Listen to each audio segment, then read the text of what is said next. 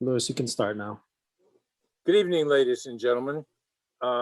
This is Louis Fremkes.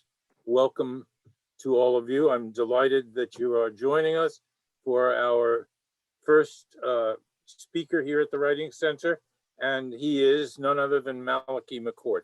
Of all the McCourt brothers, and I've known them all, Malachy has always been my favorite. He is bright, facile, friendly, and funny, as you would imagine a son of Limerick should be. He leaves hysterical messages on his voicemail, which are reason enough to call him even when he's away. Tonight, as our lead speaker for this year's program, he will regale you with philosophy and frivolity as only Malachy can do. And if you are lucky, maybe a song or two as well. Gives me great pleasure, ladies and gentlemen, to introduce my good friend Malachy McCourt. Malachy, you're on. Thank you, my good friend, Louis Fremkes, and that's great to see your smiling, charming face there. And Gillian will be helping us through. I have to thank my grandson, Mark, for getting me through this electronic stuff, and my daughter, Siobhan, helping me with this, getting this stuff down on paper.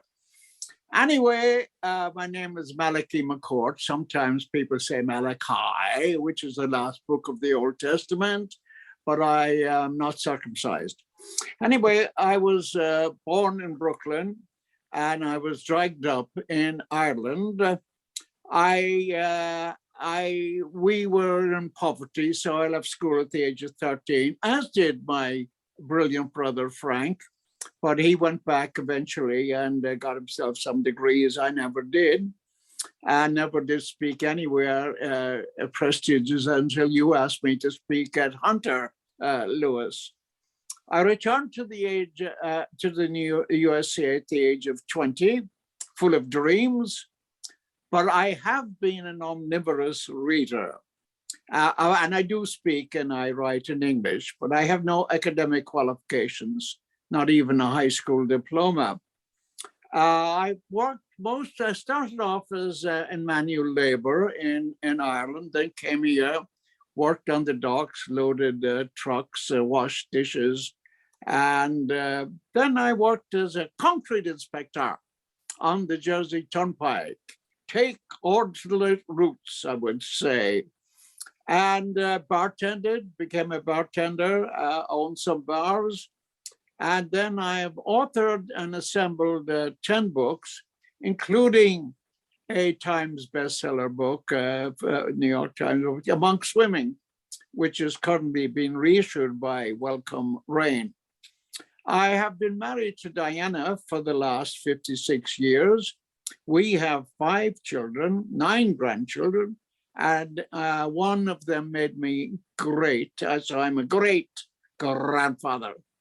And all aspiring writers should seek the tutelage of Hunter Writing Center and the guidance of Louis Fremkes, my old friend. Now, there are, this is kind of like a wandering all over the place thing for me. There are certain immutable facts, however, that impress us or inspire us. One of these facts for writers is the presence of the alphabet. There are 26 symbols, we are told, that are in order, beginning with A and with A, as we say in Gaelic, and Z, ending with Z or Z, as I said here, as the Brits and the Irish say Z. And all of these symbols have sounds and pronunciations and we are bound by their order and arrangement. Now, for years, men, women, and children have written combinations of these sounds in a desperate endeavor to be literate, wise, original, different, triumphant, yet understood. Now, I can't write poetry or literary essays or short stories or novels. My thinking, though, is on writing the memoir. Yes, the memoir is all about me. Suddenly we are driven to blushing modesty, but be assured your story is as colorful and involving as any of the billions on this earth, living or dead. And if you have any doubts about your life, and if people will read your writing, put them to rest and get your pen and get to work. Now, it will be as well to stay in the present when writing. Do not jump ahead. I found it best to refrain from too much philosophizing about your past or speculation on the future.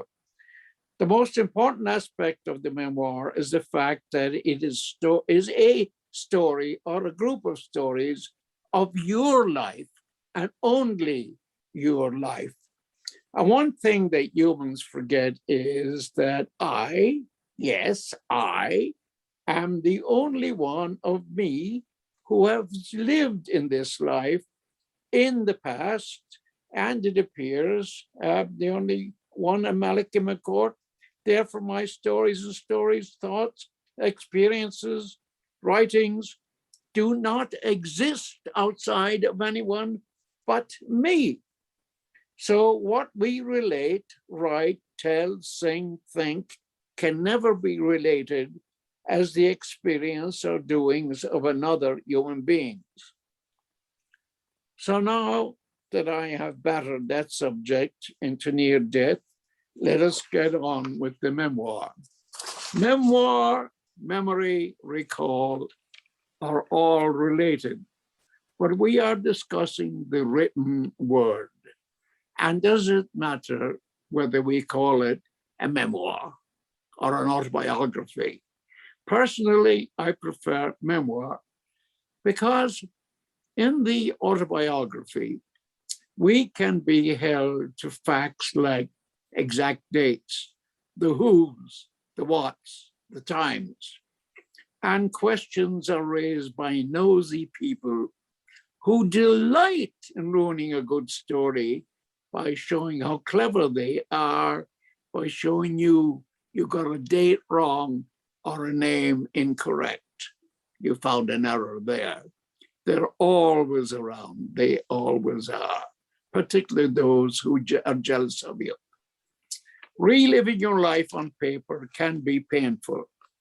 And if you can stand it, go for it, as your retelling can be helpful to other folk experiencing similar pain. And somewhat times unusual agony can get you published. Now, all of us have done things that seem to be shameful or are actually shameful.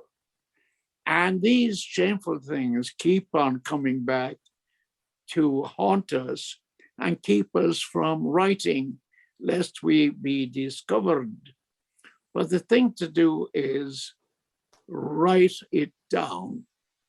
And then and then what you do with it is, if you have done something shameful, I say, for example, you've hurt somebody and you need to make amends to someone you hurt, do that and get it out of the way. And then write it and put it down and forgive yourself your transgression.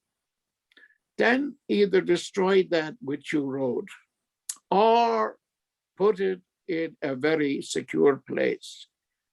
But be sure it's a very secure place. because written words have a way of being discovered and thrown in your face. So whichever way, or whatever, with that out of the way anyway, you can get down to writing. Now, one thought about writing a memoir is that when we talk about our memoir, particularly, we generally speaking, if you're anyway modest, you immediately start putting yourself down and saying it's not so good, it's not that good. Don't judge your work. You're not qualified. And anyway, as you will find it, you as the judge will find it, you'll find it guilty. You'll find yourself guilty. Now, the most boring, dull word, in my opinion, in the English language, is the word interesting. As soon as, if someone describes your writing as interesting, my mind will take the form of a goose gazelle and go leaping over the nearest horizon. So what is the description of your memoir if it is not to be termed as interesting? In my memoirs, I wrote 3 of them actually. I don't describe them as interesting.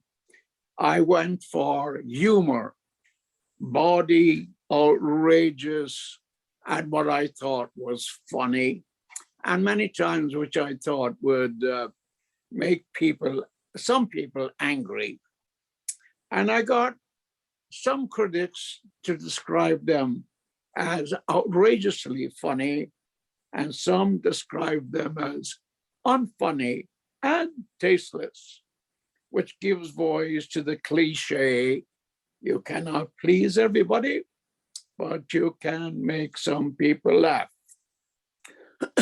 On the other hand, there are other options for other subjects, not excluding anything: crime, bad behavior, doing good, stupidity, tragedy, death, disease, despair, law-breaking, and gold smuggling. And I say that because one of my stories is, I'm getting thirsty there, is that one of the things I did in my life was I became a gold smuggler. I met a guy in a bar, of course, and I was twiddling my thumbs at the time, and he said, how would you like to do a job that involves travel? And I said, I'd be delighted. So he said, meet me tomorrow night at, it was Idlewild Airport then, which is now Kennedy. So I met him at Idlewild, and he gave me a ticket to Zurich. So we went to Zurich that night, and we checked into one of those Swiss hotels, which they said never had alcohol entered its premises. And he arrived in my room with a bag in his hand, which he put on the bed and opened it up. And therein was a heap of gold bars. There was about a dozen of them, I think, kilos. And so he said he had a cleft palate, so there was difficulty in understanding him. So he showed me what to do. He put on my corset-like affair on me with a bunch of pockets, one for each of the gold bars. And he said, now, might you You thinking going to Bombay.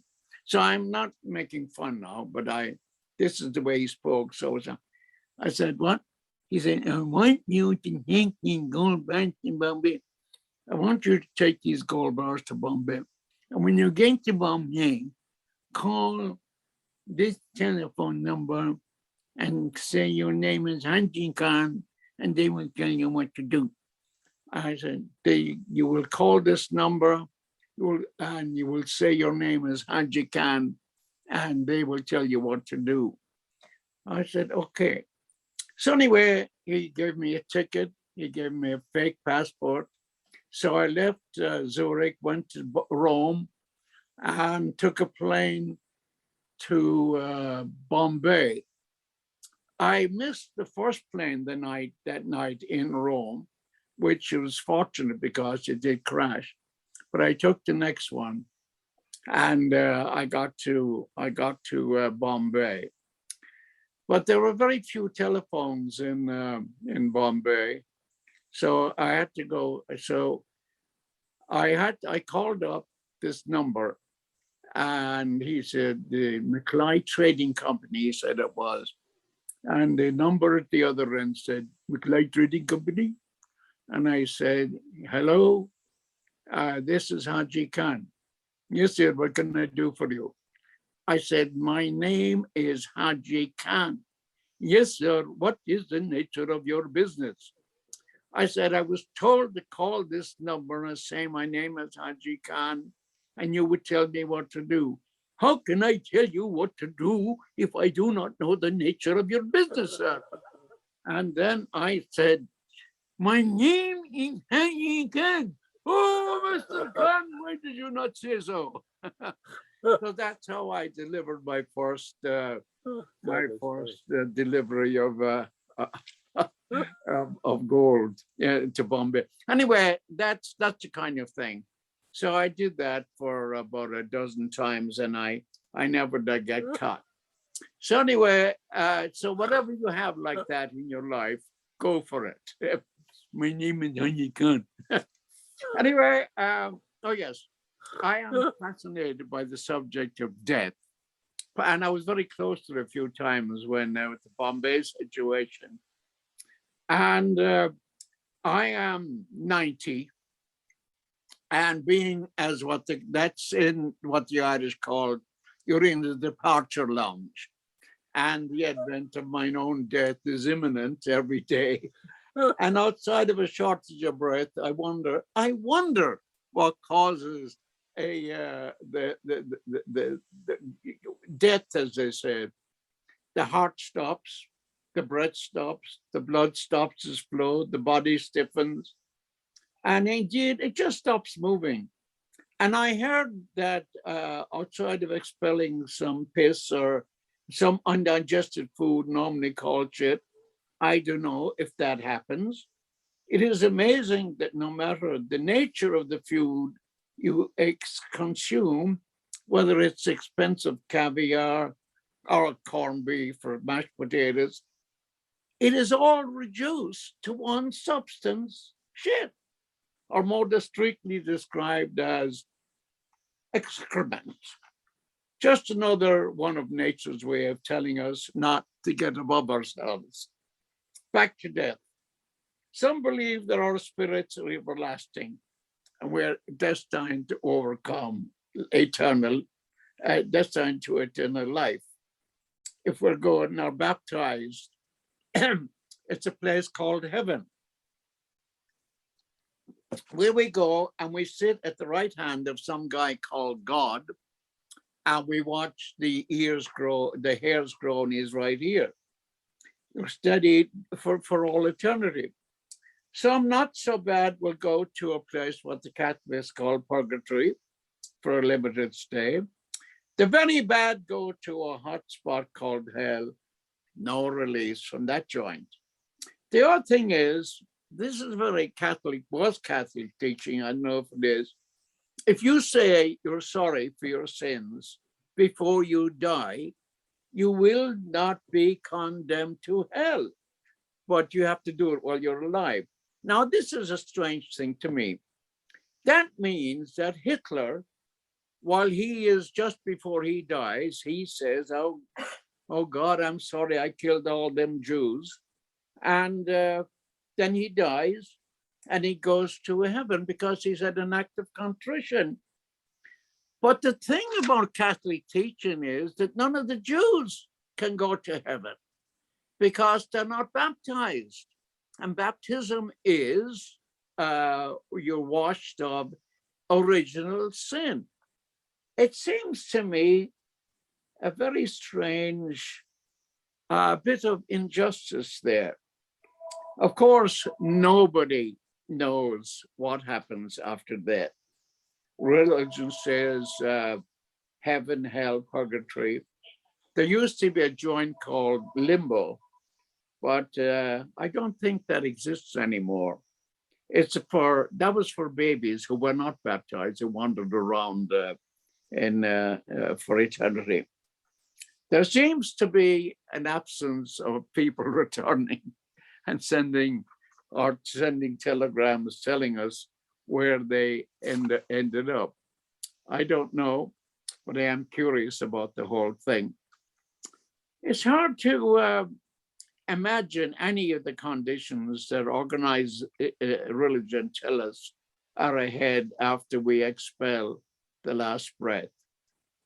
As you take the first breath, for many of us, it is usually a physician giving us a whack on the arse, and then some millions of breaths later, we inhale and then exhale, and that's the last one. No matter how we are, no matter how you can get it back. I know the physical body will be there too, but then the spirit leaves, as I said. And so, and I don't know if the body starts decomposing the moment we die. The brain stops, the heart stops, everything else stops. Everything, it seems, stops. My brother Frank, the only high school teacher in New York without a high school diploma, his mind was always concerned with sharing not alone knowledge, but living. And he was quite puzzled by this whole thing as well. And but I want to live a satisfactory life, which I'm doing anyway at the moment. And many of us get in the habit of living in the future with all its failures and all its hurts. And the future is never present. The past is over, done with, gone, cannot be changed. The present is here, right now, with me talking to you, trying to implant the philosophical idea of living only, live one day as if it's your last, because one day you'll be right. I will be delighted at any point that conducted by Louis Frumpkins here, to give you space, maybe comment on your life, thoughts and learning, whatever joys and sorrows are in your life. Many of us have regrets as we survey the shouldas, the couldas, wouldas of our lives. But some take a look back and give ourselves an approving pat on the back. One regret that I have is that I did not seek the process of a formal education, because hearing human teachers like Lewis interpreting the various subjects of life, educational and knowledge, language, otherwise the proceeds fill the mind with knowledge, making us wiser. But if Lewis wants me to come back after I exit the departure lounge to speak, and if he can get me back after I die, I would, because he's a magical man, I think I will try and do that. Had I the heavens embroidered cloth, enwrought with gold and silver light of the night, the light, the half-light of the blue, the dim, the dark thoughts, I would spread the cloths under your feet, but I, being poor, have only my dreams.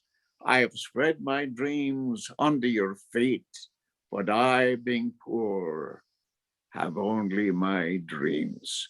Tread softly, because you tread on my leaves, on my feet. Oh, the summertime is coming, and the trees are sweetly blooming, and the wild mountain thyme grows around the blooming heather. Where you go, lassie? Go sing the song, children, and we'll all go together to pluck wild mountain thyme all around the blooming heather. Where you go, lassie, go. I will build my love a bar round yon crystal fountain, and I will on my on the all the flowers of the mountain. Where you go, lassie, go. And if my love should leave, I would never find another, where the wild mountain thyme grows around the blooming heather. Where you go, lassie, go. Should I will. How's that? Thank you, Malachy. It was great. And I want you to know that on behalf of the center, you are invited back every 10 years to speak and to sing to our audience. And now we'll take questions from the audience. Jillian, Alana, do we have some Q&A? I don't see any. We'll give them a moment to think. How are things going at Hunter, Lewis? They're going pretty well. And this is the beginning of our fall season. And, you know, we're starting off with you, which is a good way to start. And those songs give us the spirit. We're very excited for another good year. We've been having wonderful times at the center, and we drew a nice audience tonight. I know they're there, even though they're quiet. So Yes. I want them to ask you a few questions. Do you see any, Jillian? No. Are they supposed to write them or say them? They can type them into the Q&A box or raise their hand, but there's nothing yet. Nothing yet. Malachy, all I can say is if they ask questions, be patient and you can answer a few. If they don't, let me thank you again for what is always a delightful evening when you are with us. And Well, I mean that sincerely. I know you do. And I love that story about the gold bars. oh yeah, well that was such a strange. I did about half a dozen trips, and well at that time, it was illegal for Americans to possess bullion, and so therefore I was committing two crimes. I was smuggling and possessing bullion, and got away with both. And I don't know. And also there was no metal things at the time. But I had some pretty, it was pretty. Are those in your books? Was that? Is that story in any of your books? Oh yes, it is. Yeah, in song, among singing. Yeah, right. And that's been republished now by John Weber at Welcome Rain Publishers. It's 25 years since Angela's Ashes was published. Is it that long? Wow. Yeah, And yeah. that's Frank's Frank. brothers, folks. For those of you who don't know, who wrote Angela's Ashes, which won a Pulitzer Prize. Jillian and Alana, do we see any questions yet? If not, I will Yeah. thank. There's a few questions in there. Okay, take over. So the first question is, are you working on another memoir next? Yes, I am. It's called I Read Your Brother's Book. Yes, I am actually. I'm at one. It's I'm writing. It is again. I think, but the last book I wrote was Death Need Not Be Fatal. But I am. I'm writing about disability now. I think because I'm somewhat disabled these days. I got a disease called IBM. Believe it or not, it's called inclusive body myositis. It's a muscular thing. And I've lost all the use of all my muscles. So I'm barely able to sit up. And but anyway, I'm taking little nourishment. Sitting up and science. But I hit 90 last September, and I'm delighted to be alive a day at a time. Married to Diana for 56 years, so love her dearly. And I have my Mark here, and I have a great family as well, Lewis. So I'm very fortunate that way, and that's the way it is. And we had a wonderful president, Trump, and if you believe that. But anyway, that's fascinating as well. The whole political thing fascinates me too. Jillian, do we have any other questions? Yeah. The next question is, what are the titles of your 3 memoirs? One called what was it? Singing My Hymn Song. A monk swimming. That comes from my mishearing the prayer, the Hail Mary. Hail Mary, full of grace, the Lord is with thee, blessed art thou. A monk swimming, I thought it said, but in actual fact it said amongst women. And so that's that is called, when you mishear something as a child, a woman, American poet whose name I can't remember, coined a word, which is now made its way into the Oxford English Dictionary, and it is they slew the Earl of Moray and laid him on the green, and somebody misheard that as they slew the Earl of Moray and Lady Mondegreen. And she took the word Mondegreen, and it is now a word in the language to describe mishearing, like lead us not into Penn Station, the way kids say all kinds of miss thing. I'm sure you have a few of those, Lewis. So yes, what's the other one? What's my other? Death need not be fatal. Death need not be fatal. Oh yes, death need not be fatal. I forgot about that. That's all about death. It's hilarious. Yeah. So that's the 3. Okay, Jillian? Our next question is, do you still own a pub? What's Do you that? still own a pub, Malachy? Oh no, I'm publess. No, I mean, I stopped drinking. I stopped drinking 36 years ago, and stopped smoking as well. Yeah, no, I don't. I got out of the business, stopped drinking, and there we are. Because it was ruination. The alcohol was bad, but anyway, and also the business was killing me as well. So no more pubs. And I hope you all know that Malachy ran for mayor a few years back. It was governor. Governor. Governor, Sorry. yeah. On the Green Party in 2006. Yeah. I lost Oh, to Elliot Spitzer, and look what happened to him. that's Can right. you imagine? Did you know that he never, the one, Who beat one you, of the ladies, Spitzer? yes, he lost. He did. One lady said he never took off his socks.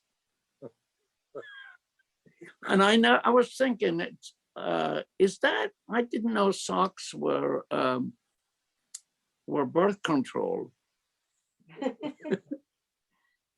I didn't either. Lillian, do we have any more? We'll take one or two and then call it an evening. Not yet. No, you have two other people to come. That's all I see in the chat box. That's it for now. Yep. Malachy, then once again, let me thank you for a delightful evening. And I'm sure the audience loved you. And we will have you back.